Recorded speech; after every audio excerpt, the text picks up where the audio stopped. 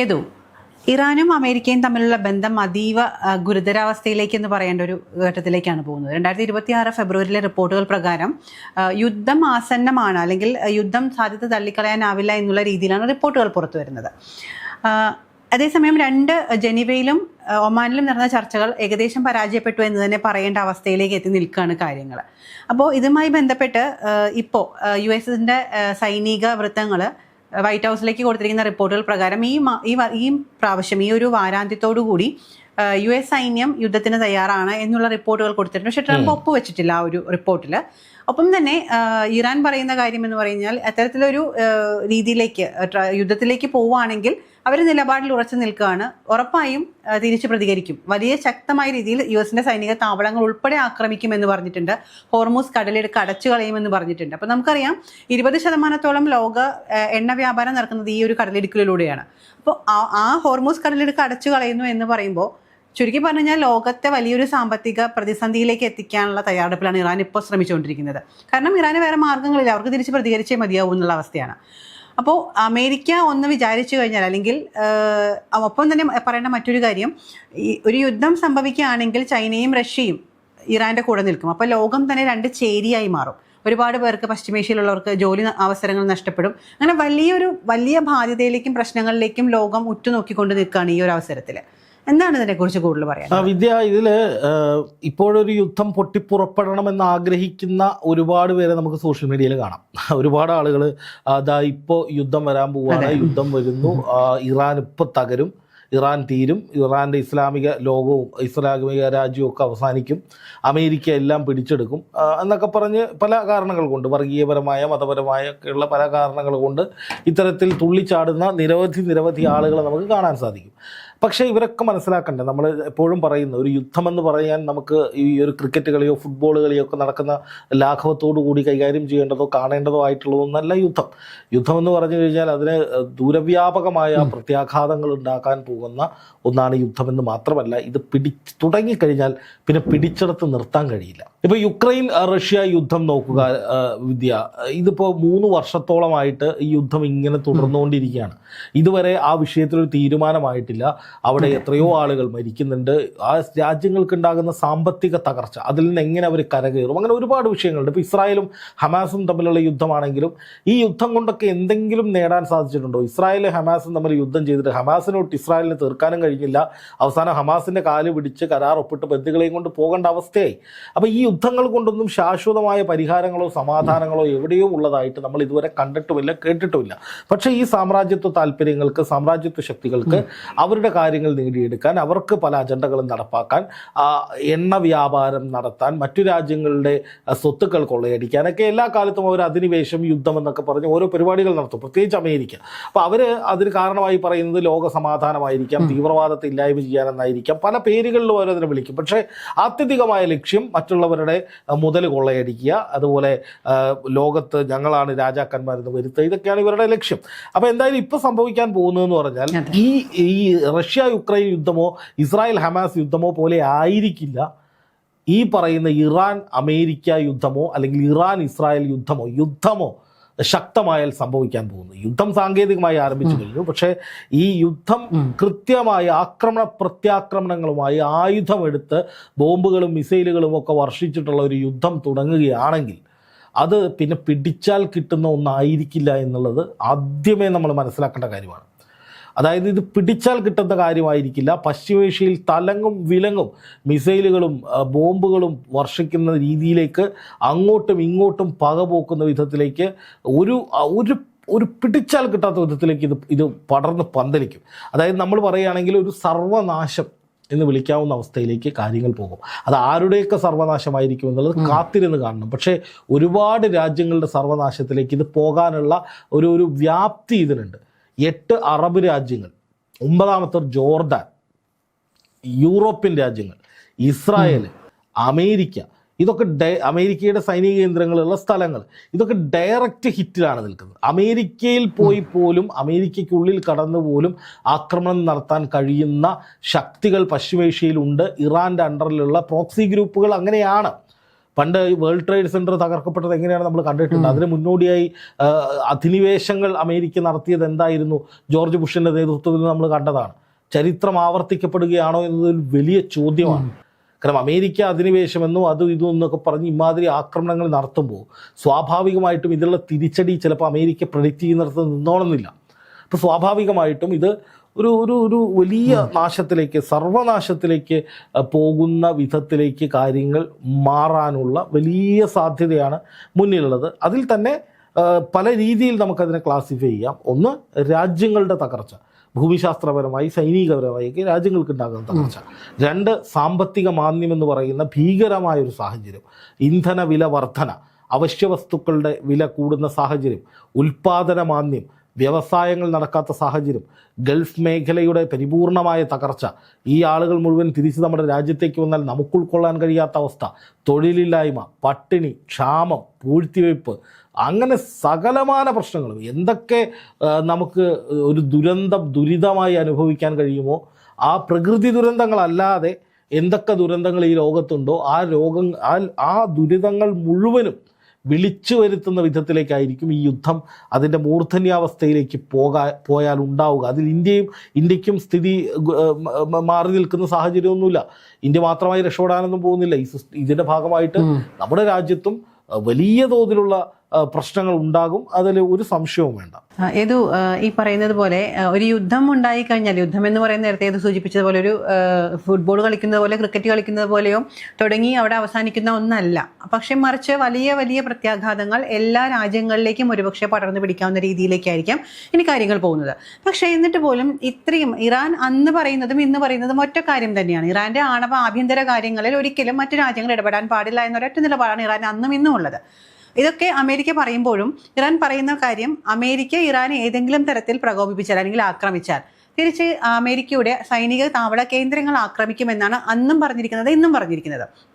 ഇത്ര ശക്തമായി അമേരിക്ക പോലുള്ളൊരു രാജ്യത്തിനോട് ഞങ്ങൾ തിരിച്ച് ആക്രമിക്കുമെന്ന് മുഖത്ത് നോക്കി പറയാനുള്ള ധൈര്യം ഇറാൻ ഉണ്ടെങ്കിൽ അതിന് പിന്നിൽ ഇറാൻ അത്ര ശക്തിയായി മാറിയിട്ടുണ്ട്, അല്ലെങ്കിൽ ഒരു പവർ ഇറാൻ ഉണ്ട് എന്ന് അമേരിക്ക മനസ്സിലാക്കിയിട്ടുള്ളത് കൊണ്ടായിരിക്കില്ല ഒരു പക്ഷേ ഈ ഒരു യുദ്ധം ഇനിയും നീണ്ടുപോകുന്നത്. അങ്ങനെ പൂർണ്ണമായിട്ടും നമുക്ക് പറയാൻ സാധിക്കില്ല. അതിൻ്റെ അകത്ത് രണ്ട് കാരണങ്ങളാണുള്ളത്. ഒന്ന്, അമേരിക്കയെ സംബന്ധിച്ച് ഇറാനോടുള്ള ഭയം അത് വലിയ വിഷയം തന്നെയാണ്. രണ്ട്, ഞാൻ നേരത്തെ പറഞ്ഞതുപോലെ ഇതൊരു പ്രാദേശിക യുദ്ധമായി വളർന്ന് റഷ്യയും ചൈനയും ഒക്കെ ഇറാനോടൊപ്പം നിൽക്കുകയും പശ്ചിമേഷ്യയിൽ വലിയൊരു ശാക്തിക ചേരി രൂപീകരിക്കുകയും അവർ അമേരിക്കയ്ക്കെതിരെ തിരിയുകയും ചെയ്താൽ അന്താരാഷ്ട്ര തലത്തിൽ അമേരിക്ക ഒറ്റപ്പെട്ടു പോകും.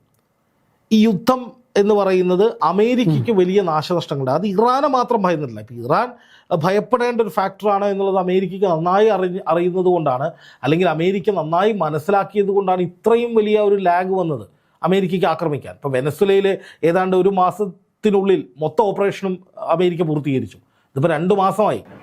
ഇറാന്റെ മേൽ ഏതാണ്ട് 2 മാസത്തോളമായിട്ട് അമേരിക്ക ഇങ്ങനെ സമ്മർദ്ദം കൊടുത്തുകൊണ്ടിരിക്കുകയാണ്. അപ്പോൾ അതിൻ്റെ ഏറ്റവും പ്രധാനപ്പെട്ട കാരണം, അതായത് ഇറാനെ വെല്ലുവിളി നടത്തി അതിന് ശേഷം ഇറാനെ ഒന്നും ചെയ്യാതെ ഇങ്ങനെ വെറുതെ വിട്ടിരിക്കുന്നതിൻ്റെ കാര്യം ഇറാനോടുള്ള ഭയമാണ്, അതിലൊരു സംശയവും വേണ്ട. പക്ഷേ അതിനപ്പുറം അമേരിക്ക ഭയപ്പെടുന്നത് ഈ പറയുന്ന ഒരുപാട് കാരണങ്ങളെ കൊണ്ടാണ്.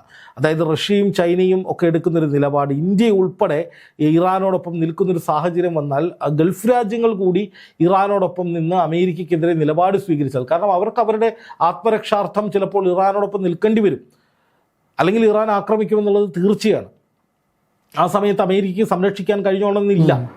കാരണം അത് അമേരിക്ക വലിയ സംരക്ഷണം വാഗ്ദാനം ചെയ്തിട്ടും കഴിഞ്ഞ ജൂണിൽ ഇസ്രായേലിലേക്ക് 12 ദിവസം ഇറാൻ ആക്രമണം നടത്തിയപ്പോൾ അമേരിക്കയ്ക്ക് അതിനെ തടുക്കാൻ കഴിഞ്ഞിരുന്നില്ല. അത് വലിയ നാശനഷ്ടങ്ങൾ ഇസ്രായേലിനുണ്ടാക്കി. അപ്പോൾ സ്വാഭാവികമായിട്ടും എന്താണ് സംഭവിക്കുന്നത്? ഇപ്പോൾ സ്വാഭാവികമായിട്ടും ഇവിടെ വലിയ തോതിലുള്ള ഒരു ഭീതി അമേരിക്കയ്ക്ക് ഉണ്ടാകുന്നത് ഇറാൻ കരുത്തരാണ് എന്നുള്ളത് കൊണ്ട് മാത്രമല്ല, മറ്റ് ഒരുപാട് ഫാക്ടറുകൾ, ഈ അന്താരാഷ്ട്ര വിഷയങ്ങൾ വലിയ തോതിൽ ഇറാനെ അമേരിക്കയെ ബുദ്ധിമുട്ടിക്കുന്നുണ്ട്. ഈ ഇത്രയും വലിയൊരു ശാക്തിക ചേരി ഇപ്പുറത്ത് രൂപീകരിക്കപ്പെട്ടിട്ടുണ്ടെങ്കിൽ അതിനെ അതിജീവിച്ച് മുന്നോട്ട് പോകാൻ അമേരിക്കയ്ക്ക് കഴിയില്ല. എന്ന് മാത്രമല്ല, ഈ ശാക്തിക ചേരി ഒറ്റക്കെട്ടായി അമേരിക്കയ്ക്കെതിരെ നിലപാട് സ്വീകരിച്ചാൽ ലോക പോലീസ്, ലോകശക്തി എന്ന നിലയിലുള്ള അമേരിക്കയുടെ സകല അഹങ്കാരവും തകർന്നടിയും. അപ്പോൾ സ്വാഭാവികമായിട്ട് അമേരിക്കയും ഈ തകർച്ചയുടെ ഭാഗമാകും. അത് മറ്റൊരു ഫാക്ടറാണ്. മൂന്നാമതൊരു കാര്യം പറയാനുള്ളത്, ഇപ്പോൾ ആഗോളതലത്തിൽ ഒരു സാമ്പത്തിക മാന്ദ്യം ഉണ്ടാകുന്നത് എങ്ങനെയാണ്, അല്ലെങ്കിൽ ഒരു വലിയ പ്രശ്നം യുദ്ധാനന്തരം ഒരു പ്രശ്നം ഉണ്ടാകുന്നത് എങ്ങനെയാണെന്ന് നോക്കുക. ഈ അമേരിക്ക ഇറാന് നേരെ വലിയൊരു ആക്രമണം നടത്തിയാൽ സ്വാഭാവികമായിട്ടും സംഭവിക്കുന്നത് ഇറാൻ ആദ്യം ചെയ്യുന്നത് ഹോർമുസ് കടലിടുക്ക് അടയ്ക്കുമെന്നുള്ളതാണ്. ഇത് നേരത്തെ പറഞ്ഞതുപോലെ ഈ 2 ടൺ ബാരൽ പ്രതിദിന എണ്ണ വ്യാപാരം നടക്കുന്ന മേഖലയാണ്. 33 കിലോമീറ്റർ വീതിയേ ഉള്ളൂ. അതിനിടയിലൂടെയാണ് ഇത്രയധികം കപ്പലുകൾ ഒരേ സമയം സഞ്ചരിക്കുന്നത്. ഇത് ഇറാൻ അടച്ചുപൂട്ടിയെന്ന് വിചാരിക്കുക, എണ്ണ വ്യാപാരം ഏറെക്കുറെ അവിടെ തീരും. ചെങ്കടൽ ഹൂത്തികളുടെ കയ്യിലാണ്, അവരത് അടച്ചുപൂട്ടിയെന്ന് വിചാരിക്കുക. യൂറോപ്യൻ രാജ്യങ്ങളിലേക്കും ആഫ്രിക്കൻ രാജ്യങ്ങളിലേക്കും അടക്കമുള്ള വലിയ ഒരു ചരക്ക് ഗതാഗതം അവിടെയും നിൽക്കും. അത് വ്യാവസായിക മേഖലയിലേക്ക് കൂടി ബാധിക്കും. വാഹന നിർമ്മാണ യൂണിറ്റുകൾ, ചിപ്പുകൾ, അങ്ങനെയുള്ള ഒരുപാട് കാര്യങ്ങൾ പോകുന്നൊരു വഴിയാണ് ഈ ചെങ്കടൽ. അത് ബ്ലോക്ക് ചെയ്യുമ്പോൾ സ്വാഭാവികമായിട്ടും ഈ പറയുന്ന വലിയ ഗുരുതരമായൊരു പ്രതിസന്ധി അവിടെയും ഉണ്ടാകും. അപ്പോൾ പിന്നെ പതിയെ അതിൻ്റെ ആഫ്റ്റർ എഫക്റ്റ്, ഇപ്പോൾ എണ്ണ കിട്ടാതായി കഴിഞ്ഞാൽ എന്ത് ചെയ്യും? സ്വാഭാവികമായിട്ടും എണ്ണവില കുതിച്ചു വരും. എണ്ണവില കുതിച്ചു ഉയർന്നാൽ അസംസ്കൃത വസ്തുക്കളുടെ വില വർദ്ധിക്കും. അത് ഉയർന്നു കഴിഞ്ഞാൽ, റോ മെറ്റീരിയൽസിൻ്റെ വില ഉയർന്നു കഴിഞ്ഞാൽ ഇതിൻ്റെ ഉൽപ്പന്നങ്ങളുടെ വില ഉയരും. ഉൽപ്പന്നങ്ങളുടെ വില ഉയരുമ്പോൾ സ്വാഭാവികമായിട്ടും അത് താങ്ങാൻ കഴിയാത്ത അവസ്ഥയിലേക്ക് സാധാരണക്കാർ വരും. ഈ ഉൽപ്പന്നങ്ങൾ കെട്ടിക്കിടക്കും. സ്വാഭാവികമായി ആ ഉൽപ്പന്നങ്ങൾ ഉണ്ടാക്കുന്ന കമ്പനികൾ തകരുന്ന ഒരു വലിയ തകർച്ച. നമ്മൾ ഇറാനിലൊക്കെ കണ്ടിട്ടുള്ള ആഭ്യന്തര കലാപത്തിന് സമാനമായ, അല്ലെങ്കിൽ അവിടെ ആഭ്യന്തര കലാപം ഉണ്ടാകാൻ കാരണമായ വിലയിടിവ് അടക്കമുള്ള ഒരുപാട് വിഷയങ്ങൾ, അത്രയും വലിയൊരു പ്രശ്നം ഒരു ഭാഗത്തുണ്ടാവും. രണ്ടാമത്തെ വിഷയം എന്ന് പറഞ്ഞാൽ ഈ എണ്ണവില കൂടിക്കഴിയുമ്പോൾ ഈ സാധനങ്ങളുടെ കയറ്റുമതി ഇറക്കുമതി ചെലവ് കൂടും. അതുപോലെ തന്നെ ഈ കടലിടുക്കുകൾ അടയ്ക്കുമ്പോൾ ഒരുപാട് ചുറ്റി സഞ്ചരിക്കേണ്ടി വരും. അപ്പോൾ സ്വാഭാവികമായിട്ടും അതിൻ്റെ ചിലവ് കൂടും. ഭക്ഷ്യസാധനങ്ങളുടെ വില വർദ്ധിക്കും. ഈ ലോറി അടക്കമുള്ള, തീവണ്ടി അടക്കമുള്ള ട്രാൻസ്പോർട്ടേഷൻ, മൊത്തത്തിൽ ട്രാൻസ്പോർട്ടേഷൻ എന്ന് പറയാം, ട്രാൻസ്പോർട്ടേഷൻ ചിലവ് വർദ്ധിക്കുമ്പോൾ സ്വാഭാവികമായിട്ടും വില കുതിച്ചു വരും. ഭക്ഷ്യവസ്തുക്കൾ വില കുതിച്ചു വരുമ്പോൾ കൂടുതൽ ലാഭം കിട്ടാൻ വേണ്ടി അവിടെ പൂഴ്ത്തിവെപ്പ് വരും. അപ്പോൾ സ്വാഭാവികമായിട്ടും വീണ്ടും ക്രമാതീതമായി വില കുതിച്ചു വരുന്ന സാഹചര്യം വരും. ജനങ്ങൾക്ക് ഭക്ഷണം കിട്ടാത്ത അവസ്ഥയിലേക്ക് പോലും ഭക്ഷണത്തിന് വേണ്ടി സംഘർഷം ഉണ്ടാകുന്ന അവസ്ഥ വരും. നമുക്കത് പിന്നെ പിടിച്ചാൽ കിട്ടാത്ത അവസ്ഥയിലേക്ക്, വലിയൊരു അരക്ഷിതാവസ്ഥയിലേക്കൊക്കെ ഈ കാര്യങ്ങൾ നീങ്ങും. അത് ഇന്ത്യയെ സംബന്ധിച്ച് അത് വലിയ ദോഷം ചെയ്യുന്നൊരു കാര്യമാണ്. നമ്മളെ സംബന്ധിച്ചും ഇതൊക്കെ ബാധിക്കുന്ന, വലിയ പ്രശ്നം ഉണ്ടാകുന്ന കാര്യമാണ്. അന്താരാഷ്ട്ര തലത്തിൽ വലിയ സാമ്പത്തിക പ്രതിസന്ധികൾ ഉണ്ടായാൽ തീർച്ചയായിട്ടും നമ്മളെ ബാധിക്കും. നമുക്ക് ഈ എണ്ണ കിട്ടാത്ത സാഹചര്യം വരും. നമ്മുടെ രാജ്യത്തും വലിയ പ്രതിസന്ധികൾ ഉണ്ടാകും. ഇന്ത്യയും ഭീതിയിൽ തന്നെയാണ്, ഒരു സംശയവും വേണ്ട. ഒരു യുദ്ധമുണ്ടായാൽ, ഒരു വലിയ യുദ്ധം പൊട്ടിപ്പുറപ്പെട്ടാൽ ഏറ്റവും വലിയ ഭീതിയിൽ നിൽക്കുന്ന രാജ്യങ്ങളിൽ ഇന്ത്യയും ഉണ്ടാകും. കാരണം ഇത് പശ്ചിമേഷ്യയെ മൊത്തം ബാധിക്കുന്ന ഒരു വലിയ പ്രശ്നമാണ്. അപ്പോൾ യുദ്ധം തുടങ്ങിയാൽ പിന്നെ സർവനാശമാണ്. ഈ പറയുന്ന ഗൾഫ് രാജ്യങ്ങൾക്ക് അത് വലിയ തിരിച്ചടിയാകും. ഗൾഫ് രാജ്യങ്ങളിലെ തൊഴിലവസരങ്ങൾ ഇല്ലാതായാൽ പ്രവാസികൾ നമ്മുടെ നാട്ടിലേക്ക് വരേണ്ടി വരും. അത് പിന്നീട് ഈ ഗൾഫ് രാജ്യങ്ങൾ ഇത് ബാധിക്കുന്നത് അവർക്ക് എണ്ണ വിൽക്കാൻ കഴിയാത്ത സാഹചര്യം വരും. അവിടുന്ന് കമ്പനികൾക്ക് സാധനങ്ങൾ കൊണ്ടുവരാൻ കഴിയാത്ത സാഹചര്യങ്ങൾ വരും, വിൽക്കാൻ കഴിയാത്ത സാഹചര്യം വരും, എക്സ്പോർട്ട് ഇമ്പോർട്ട് നിലയ്ക്കുന്ന സാഹചര്യം വരും. അപ്പോൾ സ്വാഭാവികമായിട്ടും അത് വലിയ സാമ്പത്തിക പ്രശ്നങ്ങളിലേക്ക് പോകും. എണ്ണ വിറ്റാലേ ഗൾഫ് രാജ്യങ്ങൾക്ക് മുന്നോട്ട് പോകാൻ കഴിയുള്ളൂ. അവർ പൈസ ഇല്ലാതെ എന്ത് ചെയ്യാൻ പറ്റും? രാജ്യങ്ങളുടെ ഭരണ നിർവഹണ കാര്യങ്ങളടക്കം എങ്ങനെ മുന്നോട്ട് പോകും? സ്വാഭാവികമായിട്ടും അത് വലിയ തകർച്ചകളിലേക്ക് പോകും. അപ്പോൾ യുദ്ധം നടക്കണം, യുദ്ധം ഇപ്പോൾ ഉണ്ടാകണം എന്നൊക്കെ പ്രാർത്ഥിക്കുന്നവർ മനസ്സിലാക്കുക, ഒരു വലിയ ദുരന്തത്തിനെ വിളിച്ചു വരുത്താൻ വേണ്ടിയിട്ടാണ് നിങ്ങൾ ഈ കിടന്ന് ഒച്ചയിടുന്നത്. യുദ്ധമില്ലാത്തൊരു നല്ല സാഹചര്യം ഉണ്ടാകട്ടെ, ഈ പ്രശ്നങ്ങൾ പരിഹരിക്കട്ടെ എന്ന് പ്രാർത്ഥിക്കാനുള്ള അവസരമായി നിങ്ങൾ ഈ സമയത്ത് വിനിയോഗിക്കുക. അല്ലാതെ യുദ്ധത്തിന് വേണ്ടി മുറവിളി കൂട്ടിക്കഴിഞ്ഞാൽ, അങ്ങനെ ഒരു യുദ്ധം ഉണ്ടായിക്കഴിഞ്ഞാൽ, ഇപ്പോൾ സാങ്കേതികമായി യുദ്ധം തുടങ്ങിയെന്ന് പറഞ്ഞാലും യഥാർത്ഥത്തിലുള്ള ഒരു വലിയ യുദ്ധം ഉണ്ടായിട്ടില്ല. അപ്പോൾ ആ യുദ്ധത്തിലേക്കൊക്കെ കാര്യങ്ങൾ പോയി കഴിഞ്ഞാൽ ഒരു തരത്തിലും നമുക്ക് അത് എത്ര ദിവസം നീണ്ടു നിൽക്കും, എത്ര മാസം നീണ്ടു നിൽക്കും, ചിലപ്പോൾ എത്ര വർഷം നീണ്ടു നിൽക്കുമെന്ന് പോലും പറയാൻ പറ്റില്ല. കാരണം ഇറാനെ സംബന്ധിച്ചും ഒരു വിട്ടുവീഴ്ചയുടെ ഒരു സാധ്യതയും പരിശോധിക്കാത്ത ആളുകളാണ്. അവരെ സംബന്ധിച്ച് എങ്ങനെയും യുദ്ധം നടത്തുക, എങ്ങനെയും ആക്രമണം നടത്തുക, എങ്ങനെയും ഇങ്ങനെ പ്രശ്നങ്ങൾ ഉണ്ടാക്കി മുന്നോട്ട് പോവുക. പ്രശ്നങ്ങൾ ഉണ്ടാക്കുക എന്ന് പറഞ്ഞു കഴിഞ്ഞാൽ ഈ അമേരിക്ക എന്തൊക്കെ ചെയ്യുന്നു അതിനെതിരെയൊക്കെ ശക്തമായിട്ട് അമേരിക്കയ്ക്കെതിരെ അവർക്ക് പ്രശ്നമുണ്ടാകുന്ന രീതിയിൽ മുന്നോട്ട് പോവുക എന്നുള്ള ഇറാൻ. അമേരിക്കയാണെങ്കിൽ ഈ ഭീഷണിപ്പെടുത്തി, ഭയപ്പെടുത്തി, പേടിപ്പിച്ച്, നിലയ്ക്ക് നിർത്തി, കാൽ കീഴിൽ കൊണ്ട് ആ ഒരു നയത്തിലാണ് അമേരിക്കയും ശ്രമിക്കുന്നത്. അപ്പോൾ അങ്ങോട്ടും ഇങ്ങോട്ടും ഒരിക്കലും ചേരാത്തൊരു സാഹചര്യമുള്ള സ്ഥിതിക്ക് ഇതൊരു യുദ്ധത്തിലേക്ക് പോയി കഴിഞ്ഞാൽ ഒരു ഒത്തുതീർപ്പിന് ആർക്കും ഇടപെടാൻ കഴിയാത്ത സാഹചര്യം വരും. ചിലപ്പോൾ ഒരു ഒത്തുതീർപ്പിന് വരുന്നതിന് മുമ്പ് തന്നെ ഇസ്രായേലിനൊക്കെ വലിയ ആക്രമണങ്ങൾ ഉണ്ടായിട്ടുണ്ടാവും, അല്ലെങ്കിൽ ഇസ്രായേലൊക്കെ തകർന്നടിയുന്ന സാഹചര്യം ഉണ്ടായിട്ടുണ്ടാവും. അപ്പോൾ തീർച്ചയായിട്ടും നമ്മൾ മനസ്സിലാക്കേണ്ട ഒരു കാര്യം, ഈ യുദ്ധം എന്നുള്ളത് നമ്മൾ ഈ പറയുന്നത് പോലെ ഒരു ക്രിക്കറ്റ് മാച്ച് കാണുന്ന ലാഘവത്തോടെയോ അല്ലെങ്കിൽ ഒരു ഫുട്ബോൾ മാച്ച് കാണുന്ന ലാഘവത്തോടു കൂടിയോ എൻ്റെ ടീം ഇത്, നിങ്ങളുടെ ടീം അത്, അവർ ജയിക്കട്ടെ ഇവർ തോക്കട്ടെ എന്നൊക്കെ പറഞ്ഞ് അതിനെ അങ്ങനെ കണ്ടു കഴിഞ്ഞാൽ യുദ്ധത്തിന് വേണ്ടിയുള്ള മുറവിളിയൊക്കെ എന്ന് പറയുന്നത് അത് അപകടകരമായ സ്ഥിതിവിശേഷത്തെ ക്ഷണിച്ചു വരുത്തുന്നതാണ്. അത് തുടങ്ങിക്കഴിഞ്ഞാൽ പിന്നെ നമുക്ക് നിർത്താൻ കഴിയാത്തൊരു സാഹചര്യം വരും. അത് ലോകത്തിന് മുഴുവൻ വലിയ നാശനഷ്ടങ്ങൾ ഉണ്ടാക്കും. അതിൽ നിന്ന് കരകയറാൻ, ഇതിനെയൊക്കെ അതിജീവിച്ച് മുന്നോട്ട് വരാൻ ഒരുപാട് കാലം എടുക്കും എന്നുള്ളതും ഒരു യാഥാർത്ഥ്യമാണ്.